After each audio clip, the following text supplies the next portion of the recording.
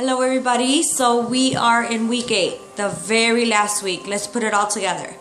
So we're putting it all together, and I figured this would be a wonderful time to be able to show you what I do before my readings, during my readings, and after my readings.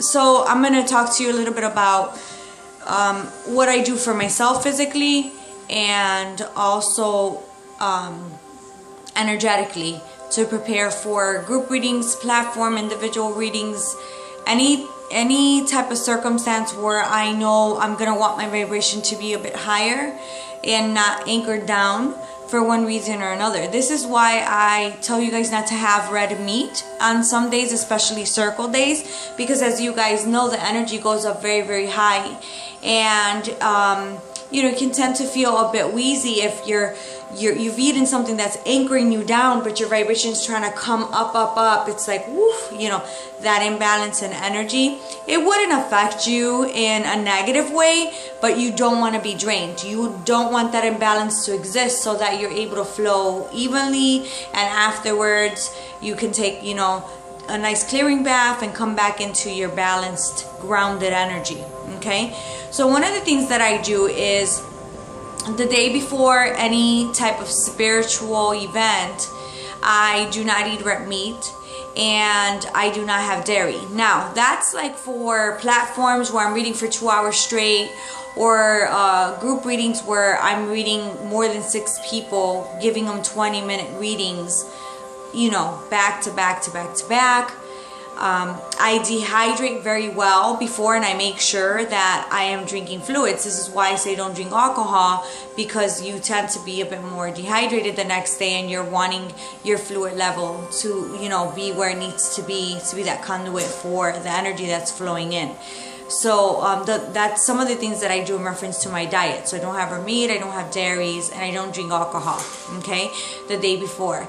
Another thing that I do is I take a clearing bath. So I'll take a sea salt, baking soda, and Florida water bath. And so this is Florida water, and I do sell this if you guys are interested. Otherwise, you guys can get any type of floral body cologne, any type of floral body splash that you have, and add it onto the sea salt and the baking soda. You can add that to a bath, or you can scrub it on. So you can, you know, scrub it from around your neck, around your body, and you can kind of dissolve any unwanted energy, leaving you in your own energy ready to go, so that you become more of a conduit and things kind of flow evenly the way you want them to be. So anything floral always just kind of refreshes your energy. The sea salt and the baking soda, it clears your energy. So with this, you're kind of refreshing the energy and just coming into your own power and your own, you know, your own space, your power, like we call, right? Sitting in our power. During the you know, readings, whether it's individual or whether it's group, I always open up the space that I'm going to be in. If I'm doing the reading in Skype, or I'm doing the reading over the phone, which by the way are all the same, it doesn't matter if the person is on the phone or in person or on Skype, the reading's still going to be the same. The information that you're going to get is still the same, so you guys are good to go. If you're asked that question, your aura is still opening up into their aura, right? And then you're still connecting with spirit the same way that you would if that person was in front of you, 50,000 miles away from you. It's the same thing, okay? We're just the translator, so we can do that just like we would translate over the phone if we were on three-way. Same thing, okay? What I do is I clear the space. So I use different things. Like this is violet water, and again, we're talking about, you know, floral sprays. I just kind of mist the space that I come into. If I'm doing it on Skype, I mist the space that I'm sitting in. If I'm doing it over the phone, same thing. I will mist the space with these, you know, aura mist, or I'll light incense. So this is lotus. So again, it's all, you know, what your preference is. This is patchouli. So, you know, I'll kind of just bring the energy into balance with the intention that the sitter will receive what they need to receive in that moment. Okay, so you're even clearing yourself when you do that, and you're saying, okay, I'm ready to be, you know, come into their energy. I'm ready to give them what they need. All right, and these are tools that you use. There's different type of things like rose spray. That's again whatever you prefer. Sometimes I make these as well. So I make one, I put a little bit of violet spray, I put a little bit of Florida water. So this is my favorite. I use these two, and then I put moon water, and I put it in a spray bottle, and I mist, you know, I mist the space. If you're a Reiki practitioner, you put up the symbols in the air. So I like to use the Shokurai, which if you're on level 2, you'll know what those are, but the power symbol, or just, you know, visualize, loose, loose, loose, light, light, light in that room. Boom, lift up that room. What I do if I'm going somewhere is on my way there, I visualize a cleansing of white light in the home where I'm going. Okay, so again, follow your intuition. These are tips, but I want you to follow your intuition. Listen to your guides. Your guides know where you have been and where you're headed. Okay, so definitely listen to your guides and the direction that they want you to go. These are just fundamentals, tools that I'm giving you that I use. I love it. I like the sprays because it's fast. Sometimes if you light incense when you're with people, they might have asthma. They might not do well with smoke. So always ask, are you okay with me lighting this? If not, that's where you would use the mist. Okay, so that's why it's very important. You would use the mist. Another thing that I do as well in the space where I'm doing readings is I will use a little oil burner. So this is my little oil burner, and you know, I obviously put the oil on top. I love rose, but I use rose, lavender, lotus, you know, again, whatever your preference is.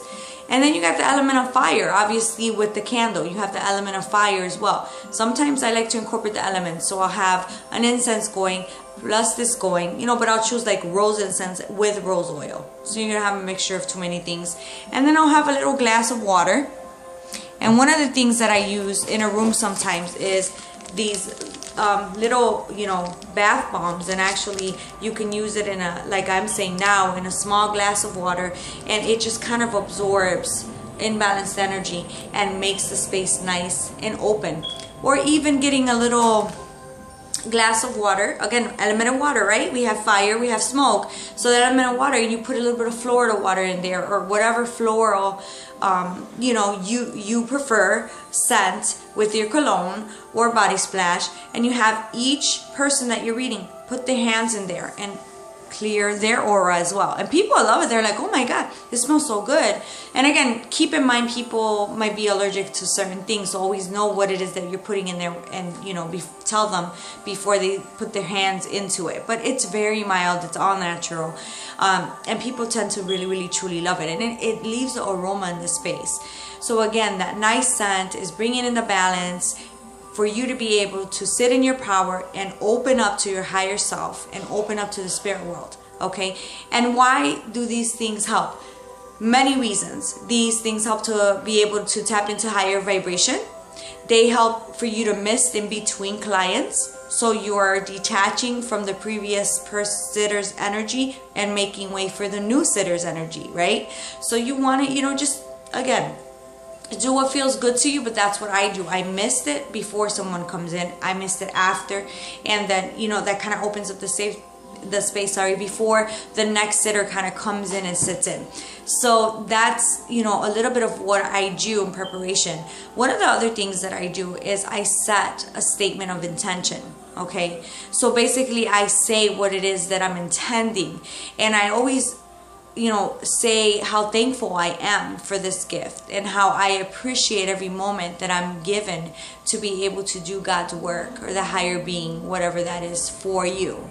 I definitely want you guys to make your statement of intention what you want it to be. So I have included in mind, I would like to meld and blend with spirit.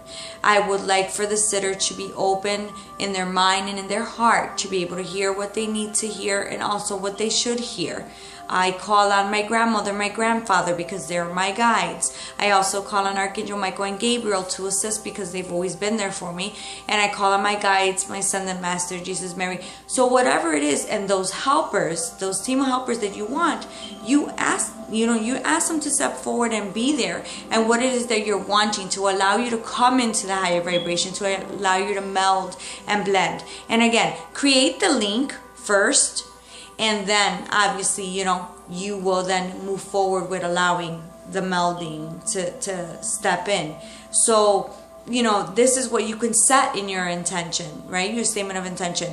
First, I want to create a link. Allow me to create a link, and thank you for that. And then allow me to meld and blend. So you're going to say what it is that you intend and what you feel works for you. Okay, so those are some things that I do. I also, you know, use some of the symbols because I'm a Reiki practitioner. I use the yod in my heart center. I put the chakra ray in my hands. I ground. I definitely ground. You guys know that by now. You should definitely know that. So you ground, and then you say an opening prayer. So you have your ground. You ground. Then you have your statement of intention, and then you have your opening prayer. Okay. And then you're ready to go. And then you let spirit do all the rest. Basically, it's just preparing the body, the physical body, to be able to do what it needs to do. And, you know, we are human beings living in this dense energy. So we have to lift that energy up so we become lighter, so that we're able to be that conduit and be what we need to be for spirit. Okay? So basically, this is a little bit of what I do before I open up to doing individual reading, group readings, or platform. I hope this is helpful to you, and I'm interested to hear what you guys will develop by the end of this week in doing your opening for your readings. Thank you.